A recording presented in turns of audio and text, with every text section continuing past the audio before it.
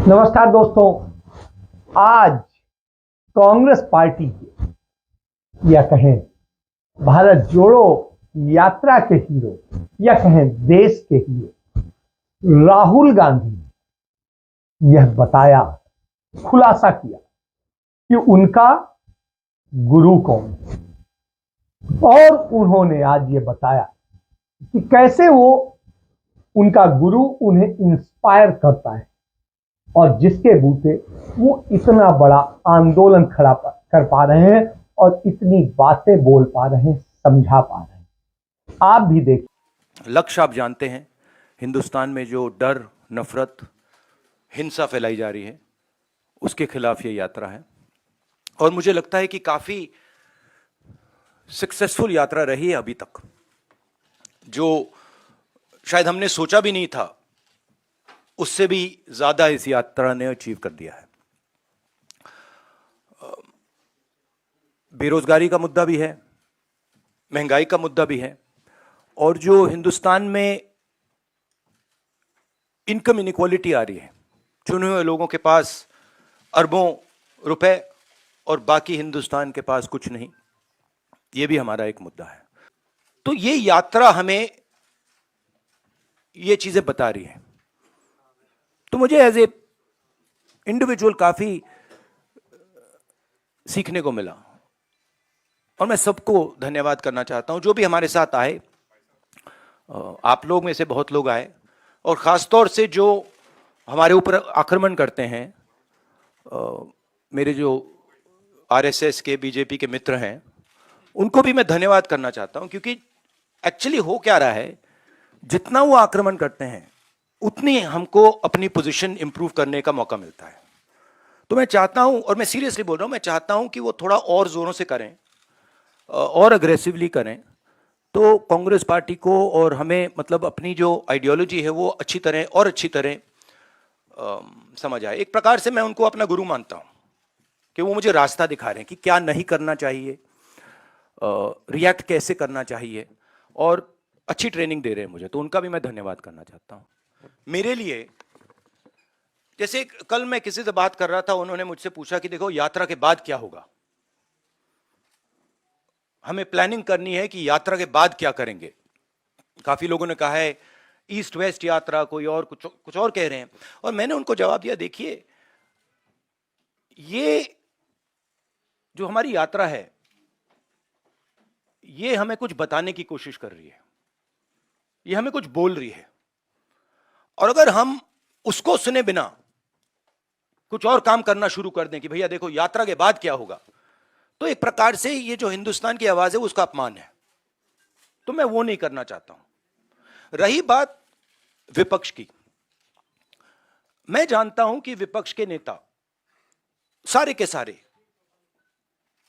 हमारे साथ खड़े हैं, और वो मतलब वो क्लियरली हमें मालूम है। बट आज के हिंदुस्तान में कंपल्शंस भी होते हैं, पॉलिटिकल कंपल्शंस होते हैं, दूसरे कंपल्शंस होते हैं। तो मैं उस पर कमेंट नहीं करना चाहता हूं कि क्यों आ रहे हैं, क्यों नहीं आ रहा है, कौन आ रहा है, कौन नहीं आ रहा। बस मैं ये कहना चाहता हूं कि भारत जोड़ो यात्रा के दरवाजे, जो भी भारत को जोड़ना चाहता है उसके लिए खुले हैं, किसी को हम रोकने वाले नहीं हैं। दूसरी बात, विचारधारा में सिमिलैरिटीज होती हैं। देखिए, नफरत और हिंसा और मोहब्बत में सिमिलैरिटी नहीं होती है, डायमेट्रिकली ऑपोजिट चीजें हैं।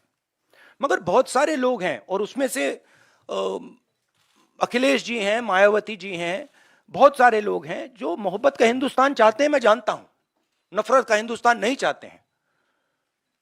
तो रिश्ता तो है उनके साथ, आइडियोलॉजिकल रिश्ता, और भारत जोड़ने का और नफरत को मिटाने का रिश्ता है। आज तक से शुक्रिया।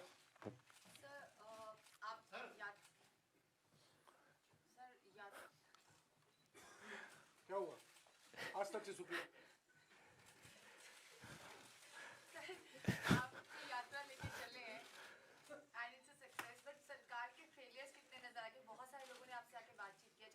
बेरोजगारी का मुद्दा हो, आर्म फोर्सेस के जो लोग आए थे, चाइना के मुद्दे में बात करी, महंगाई का, महिलाएं आ रही बात करी।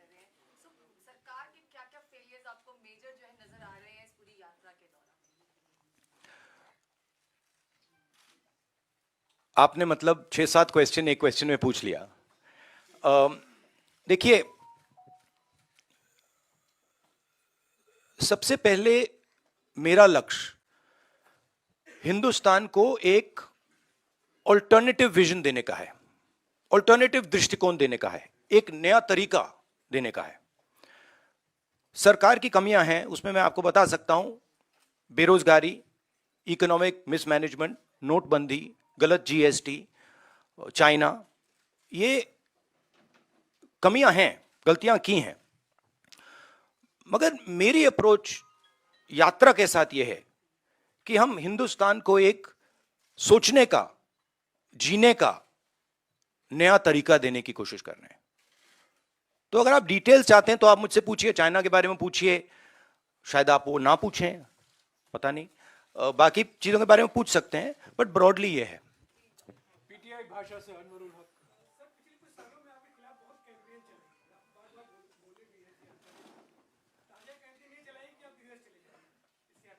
हाँ, पता नहीं ये मतलब ये कहाँ है, ये मतलब दिल्ली में तो है ना हम, ये कहीं और बैठे हैं? ये भैया एआईसीसी ऑफिस है नहीं है? एआई अभी है ना? अच्छा, हाँ, तो मुझे पता नहीं, मतलब मुझे तो लग रहा है भैया, पता नहीं मेरी दूसरी रियलिटी हो, आपकी दूसरी रियलिटी हो, मगर मुझे तो ये न्यू दिल्ली दिख रहा है। और कुछ एक, हाँ, नहीं, वो तो बहुत कैंपेन चलाते हैं, उनके पास पैसे की कोई कमी नहीं है, कैंपेन ही कैंपेन चलाते रहते हैं।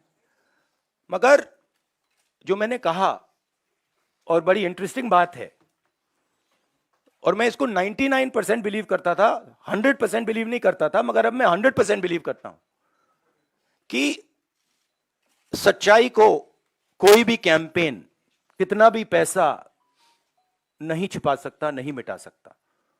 तो ये मेरे लिए बहुत मतलब इंटरेस्टिंग ऑब्जर्वेशन है।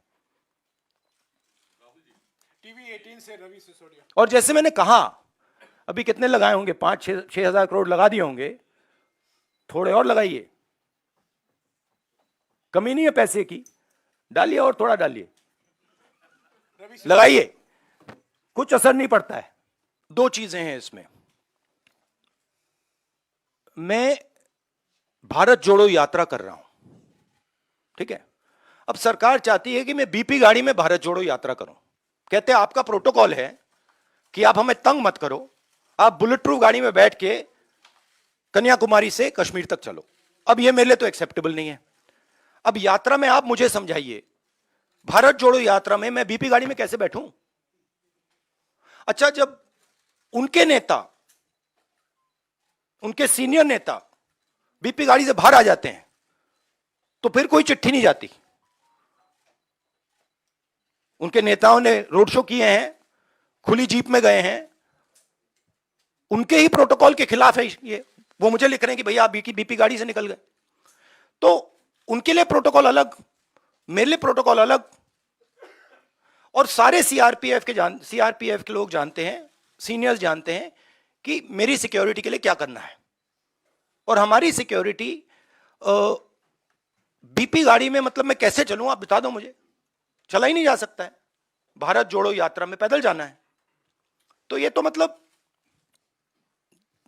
पता नहीं है, शायद केस बना रहे हैं कि राहुल गांधी मतलब अपनी सिक्योरिटी तोड़ता रहता है, केस बना रहे हैं। ठीक है, बनाइए।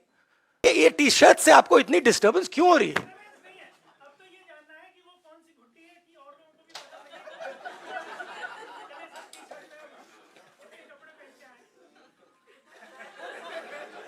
मतलब एक भी यहां टी शर्ट में नहीं बैठा है।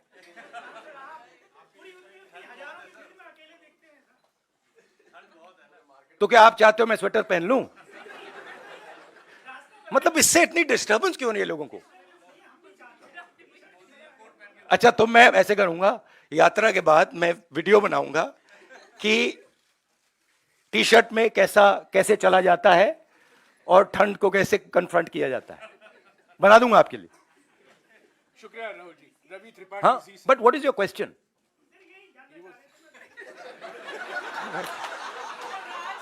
मैं क्या बताऊं भाई? राज क्या?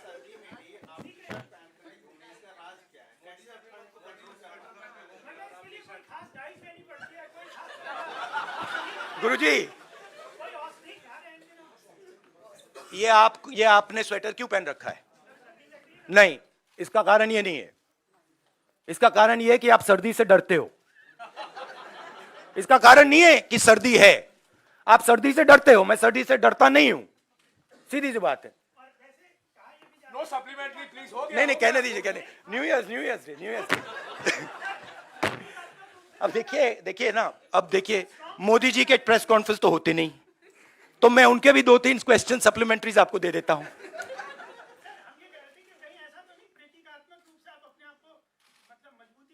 नहीं, एक्चुअली मैं आपको सीरियसली बताऊं, मुझे ठंडी नहीं लग रही अभी तक, और मैं पता नहीं, मुझे लग नहीं रही है।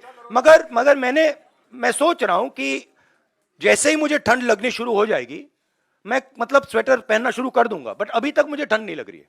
हमारा जो स्ट्रक्चर है, जो सिस्टम है, उसमें हमारे जो स्टेट्स हैं वो इंडिविजुअल डिसीजंस लेते हैं, हम उनको इंडिपेंडेंस देते हैं। तो अब तो मैं कांग्रेस प्रेसिडेंट भी नहीं हूं, तो ये सवाल आपको खारगे जी से पूछना होगा कि नेशनल लेवल पे कांग्रेस पार्टी की पेंशन स्कीम पे क्या स्ट्रेटजी है। मगर जनरली कांग्रेस पार्टी का स्ट्रक्चर है कि भाई अगर राजस्थान करना चाहता है और हरियाणा, हिमाचल करना चाहता है, तो उनको करने दो। हम वीटो पावर मेंटेन करते हैं कि अगर बिल्कुल कुछ गलत कर रहे हैं तो फिर हम उसको चेक करते हैं, बट नॉर्मली हम इंडिपेंडेंटली करने देते हैं। भैया वो तो आप मोदी जी से पूछिए ना, उनके भी सवाल मुझे। I think if the opposition stands effectively with a vision, what I am hearing from the ground, what I am seeing from the ground, it will become very difficult for the BJP to win the election. But the opposition has to coordinate properly, and the opposition has to go to the people of India with a vision, with an alternative vision to the BJP, not just go to the people of India. There is huge undercurrent against the BJP, massive undercurrent. My focus is on the idea that India should be united, that we fight hatred and anger with affection, love and harmony, and we are providing an alternative vision of this country. So I think that's what I would like to focus on. These questions, of course, you have to keep saying them, because this is the nature of media. So I'm going to let you keep doing that, and you can enjoy yourself doing it, and I'll also have a little fun while you do it.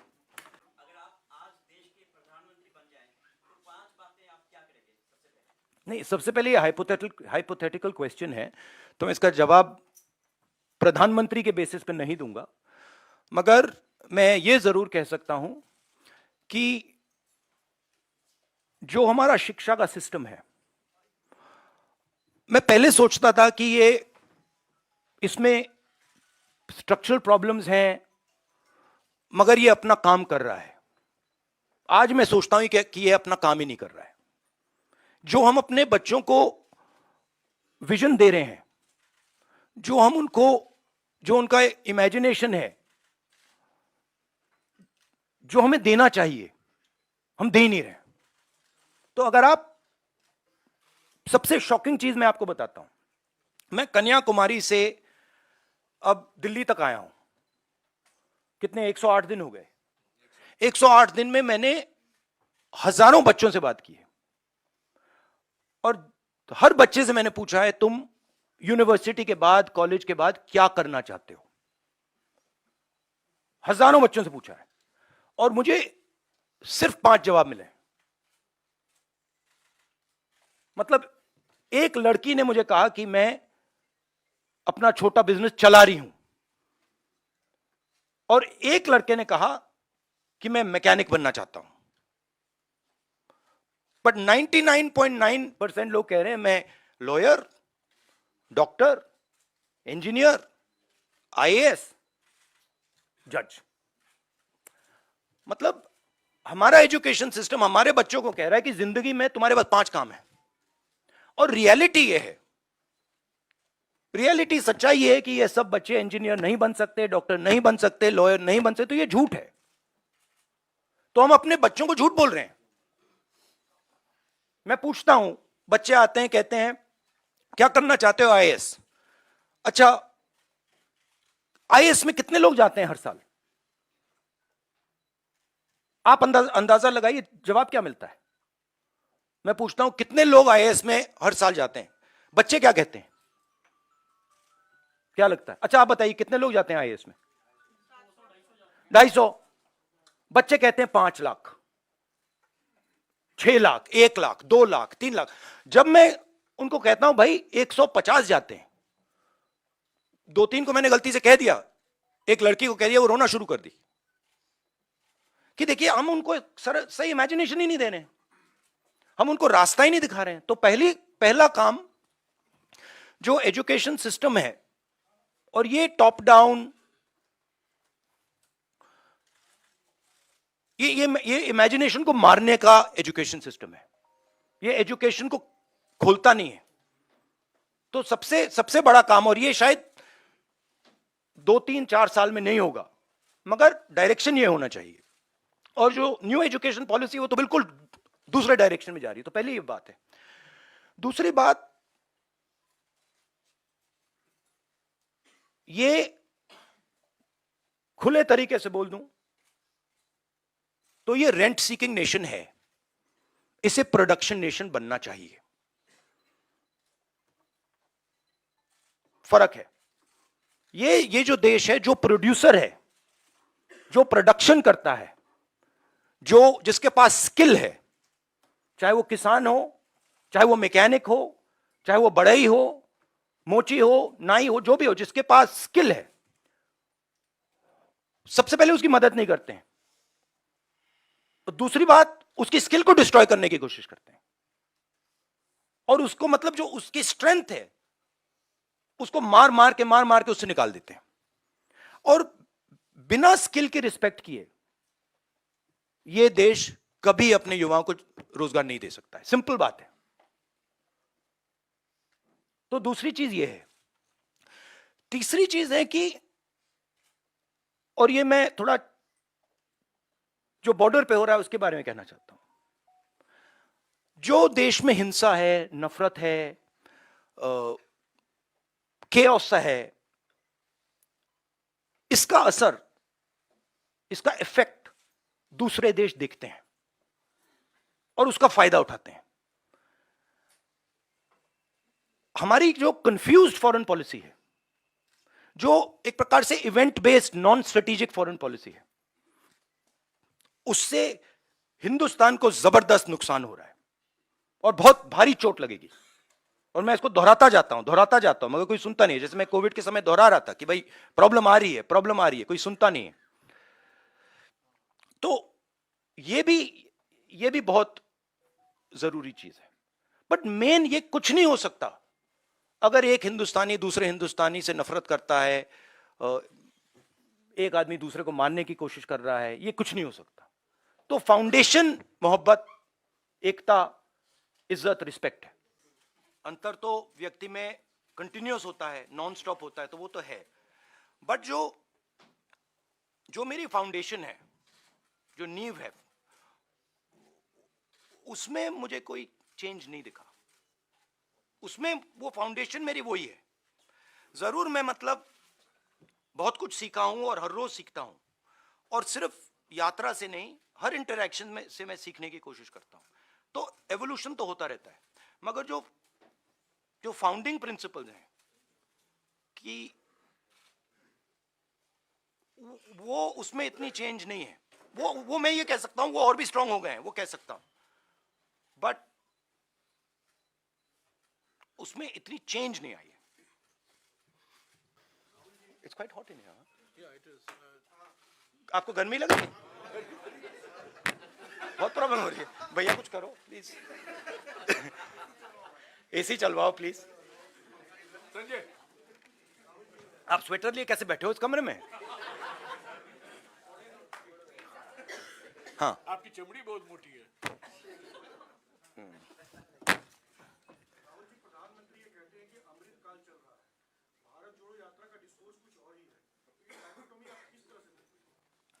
उनकी उनकी view अलग है, हमारी view अलग है, तो उनका opinion हमारे से अलग रहता है, हमारा अलग रहता है, तो डाइकोटोमी तो कुछ है नहीं, अलग ओपिनियंस हैं। नहीं, अलग व्यू पॉइंट्स हैं। उनका उनका व्यू पॉइंट दूसरा है, हमारा व्यू पॉइंट दूसरा है, विचारधारा दूसरी है, विचारधारा की लड़ाई है। उनको अपनी व्यू पॉइंट रखनी चाहिए। जैसे मैंने कहा, अगर वो अपनी व्यू पॉइंट बदल दें तो हमारे लिए प्रॉब्लम हो जाएगी, क्योंकि हम अपने व्यू पॉइंट को अच्छी तरह नहीं समझ पाएंगे। तो वो जो उनको जो लगता है वो करना चाहिए, वो करना चाहिए, और हमें जो करना है हम करेंगे। डाइकोटोमी कोई नहीं, ये बहुत पुरानी लड़ाई है। ये भी बात मुझे समझ आई है।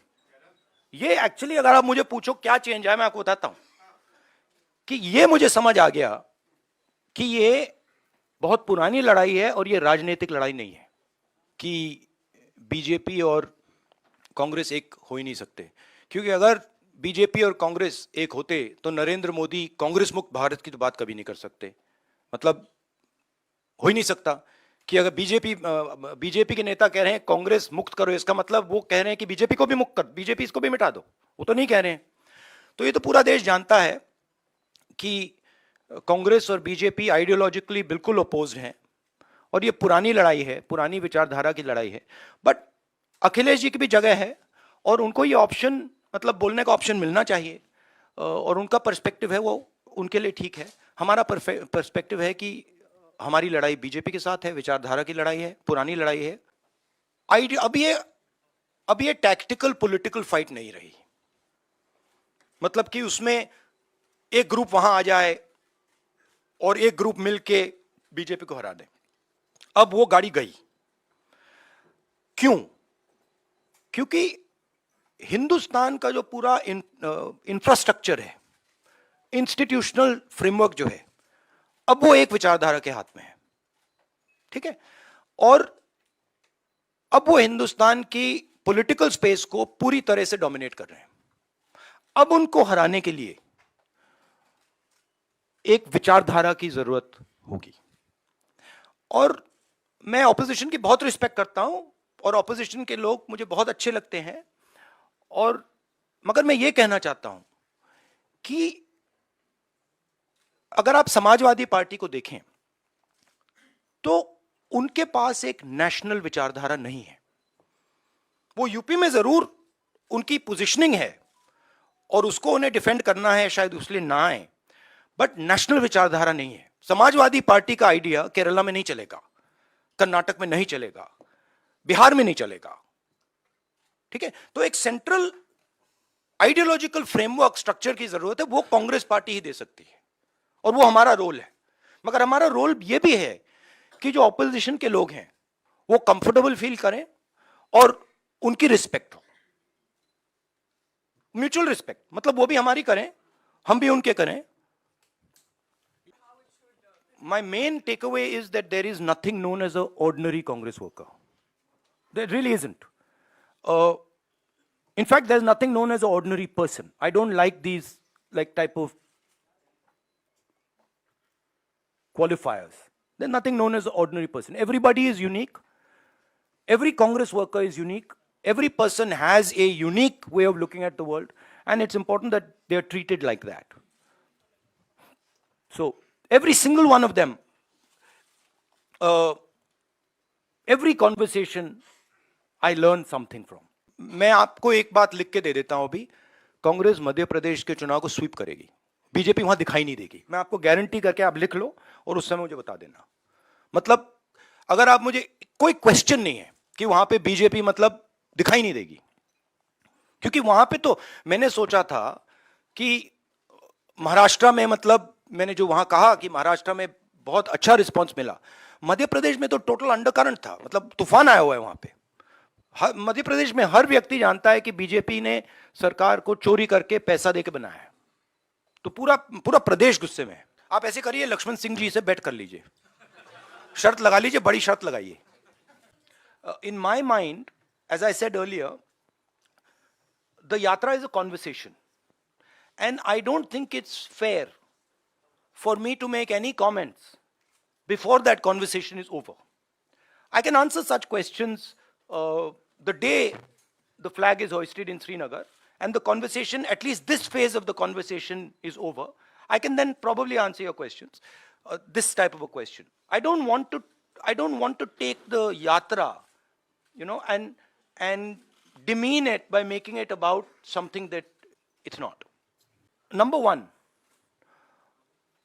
making India a production nation, which means that respecting skills and moving the mindset from one of GDP growth to GDP growth plus employment plus production plus exports, etc., etc., etc. That's the first thing. The second thing is, which is very important for the future and is important if you want to build a production nation, is giving our children an imagination. Telling them that, look, if you want to become, I mean, it's a strange question, but why is it that out of lakhs and lakhs of people I've met, thousands and thousands of children I've met, nobody said, I want to be a pilot. Nobody said, I want to be an astronaut. Nobody said, I want to be India's best singer. Why?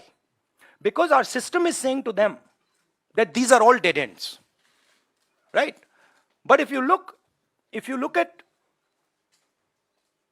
countries that produce, and I gave this example to kids. If you look at company like Honda, company like Toyota, the people who founded these companies were mechanics. But no mechanic in India can ever imagine that he could one day be the head of a 1,000, 2,000, 10,000 crore company. Now, if we want to produce, that has to change. So we have to give him the structures that will allow him to do that will allow his imagination to do that. Right? And then the final thing is, we can see what is going on in the planet. We can see the turmoil that is taking place. And I am absolutely convinced that India has a place, central place in the planet, on the planet. Right? And I don't view it so much as, look how powerful India is. We are powerful. But we were not that powerful 70 years ago, 80 years ago, 90 years ago. But we had a vision.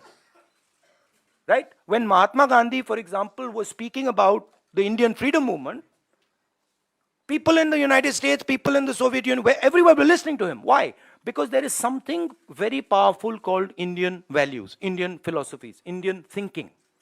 And that's actually our strength. And we're destroying it. So when we make one Indian fight with another, when we are not harmonious, when a foreigner comes to India and he feels terrified that something might happen to him, we are attacking our own system.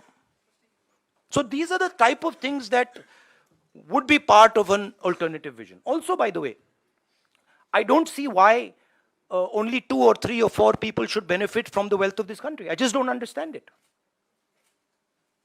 Right? So, a sense of equality. There is a place for large business, I absolutely agree, and they have a central role in India in its future. But it cannot be that there are 2 or 3 business people who run this country. It just cannot be. ये आपको हमारे जो Congress president है, ये सवाल आपको उनसे पूछना पड़ेगा. स्वागत किसी का भी है, बट वो बीजेपी के हैं, तो उनका वहां पे प्रॉब्लम तो होगा.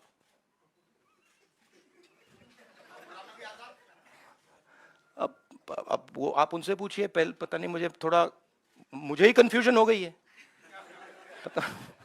पता नहीं अब क्या बोलूं. कांग्रेस के मतलब सीनियर नेता हैं, बट मुझे कंफ्यूज कर दिया कि मतलब कभी बाहर, कभी अंदर, कभी बाहर, कभी अंदर, कभी अंदर, कभी बाहर, पता नहीं मुझे.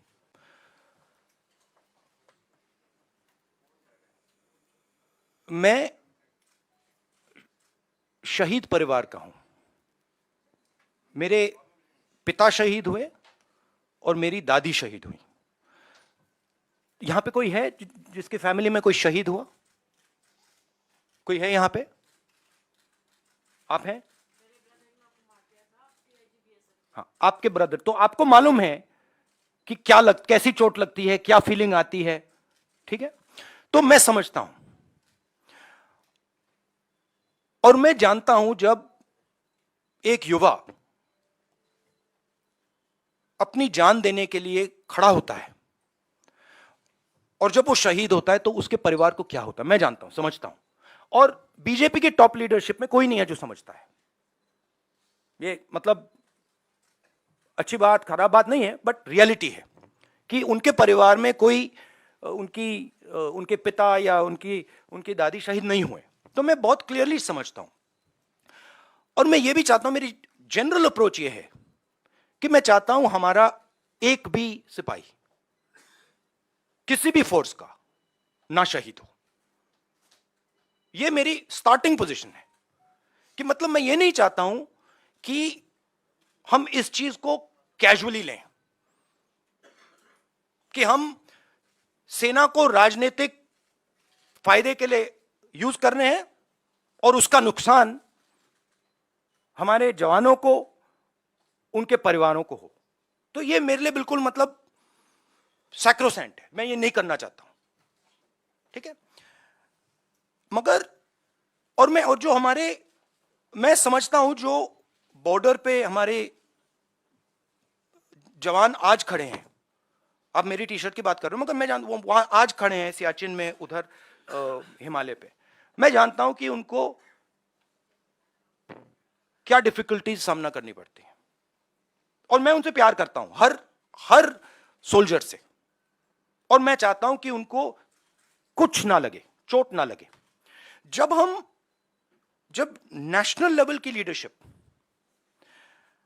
स्ट्रेटेजिकली काम नहीं करती है, इंटरनेशनल रिलेशंस में, जियोपॉलिटिक्स में एकदम रिस्पॉन्स आता है। और हमारी सरकार ने जो चाइना का मामला है उसको कंप्लीटली मिसहैंडल कर दिया है, ठीक है? और मैं आपको मेरी थिंकिंग है, देखिए हमारी फॉरेन पॉलिसी का क्या लक्ष्य था और कांग्रेस पार्टी ने सक्सेसफुली क्या किया था कि चाइना को और पाकिस्तान को एक कभी नहीं होने देना है। यह सेंट्रल हमारा कॉन्सेप्ट था, ठीक है? और यह काम हमने बहुत सक्सेसफुली किया, यूपीए 2 तक। आज पाकिस्तान और चाइना एक हो गए हैं और यह कोई मामूली बात नहीं है, यह बहुत गहरी बात है, यह डेंजरस बात है, ठीक है? और ये क्यों हुए हैं? क्योंकि हमारी सरकार ने मिसहैंडल किया है, हमारी सरकार ने फॉरेन पॉलिसी को मिसहैंडल कर दिया है और जो ब्रॉड स्ट्रक्चर है फॉरेन पॉलिसी का उसको वो समझे नहीं, ठीक है? अब मैं कह रहा हूं कि ये दो एक हो गए हैं, अब रिस्क है और कहीं ना कहीं ये कुछ ना कुछ करेंगे।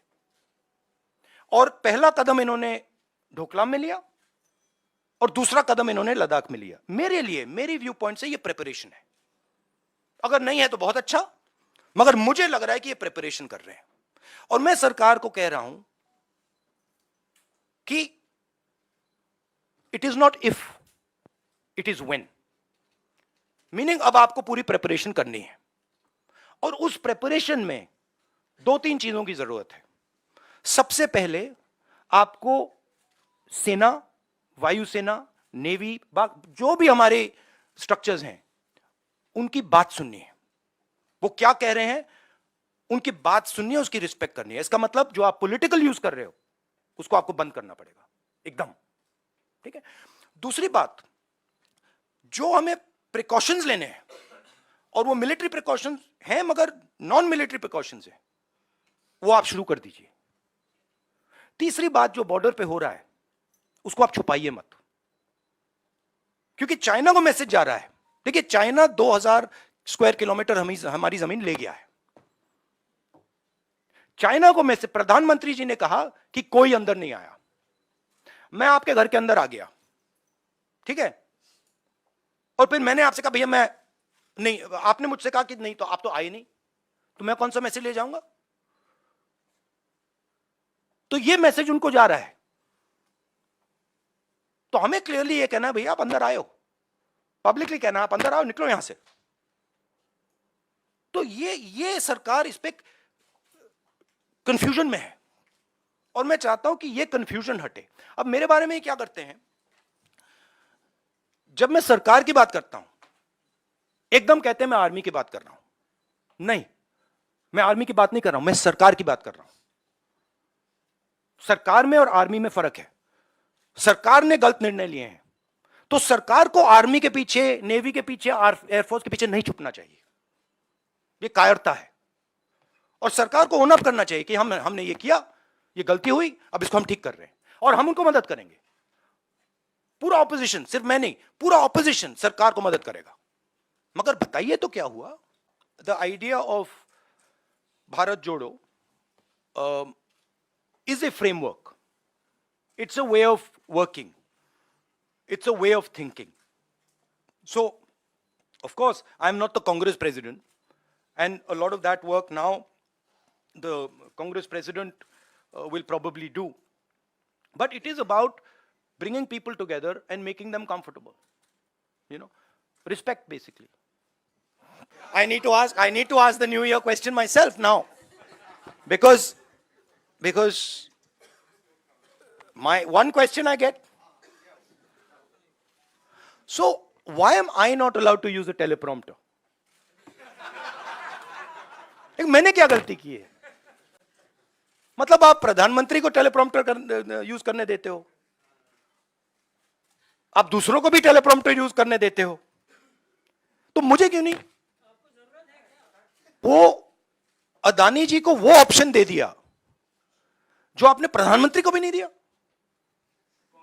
कुर्सी बदलने का। तो मतलब ये हो क्या रहा है?